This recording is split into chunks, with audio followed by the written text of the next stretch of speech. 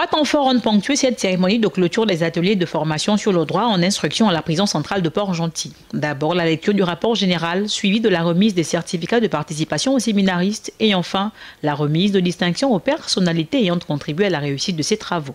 Le thème sur l'humanisation a permis de dresser un état des lieux représentatif du milieu carcéral de notre province.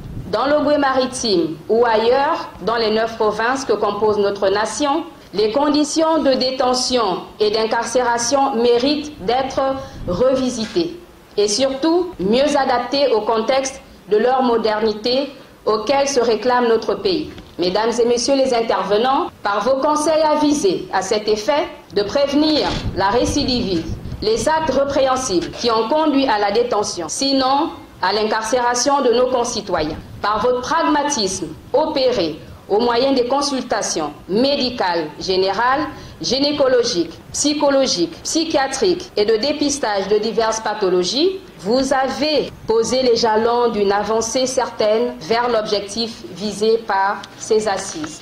L'enregistrement des personnes dépourvues d'assurance maladie et des apatrides au sein de la maison d'arrêt sont autant d'actions qui ont concouru à la valorisation des personnes incarcérées, à côté de la session criminelle foraine des mineurs qui a permis aux enfants détenus d'être fixés sur leur sort. Nous sommes satisfaits de cette session criminelle, de la tenue de cette session criminelle, parce que plusieurs enfants gardaient prison sans être jugés depuis déjà près de 2 ans.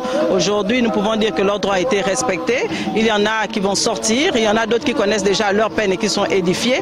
Et les ateliers qui se sont tenus durant ces 10 jours leur ont permis aussi de se fortifier, de prendre courage, de garder espoir et de se préparer pour leur réinsertion après la prison. Procédant à la clôture de ces ateliers, le président du tribunal a tenu à exprimer son sentiment de vive gratitude. Son Excellence, Monsieur le Président de la Transition, chef de l'État, le général Brice Clotaire Oligui Nguema, en sa qualité de garant national des droits et libertés fondamentales de l'homme. Mes remerciements vont également à l'endroit de Monsieur le ministre de la Justice, garde des Sceaux, Paul-Marie Ngonjou, qui a su impulser la dynamique de ces travaux. Davantage à vous, mesdames et messieurs, qui nous avez soutenus depuis le début de ces ateliers. Des recommandations en vue de la prise en compte effective des maux qui gangrènent la prison au Gabon, participant de fait à la déshumanisation de la population carcérale, ont été égrenées tout au long de ces ateliers.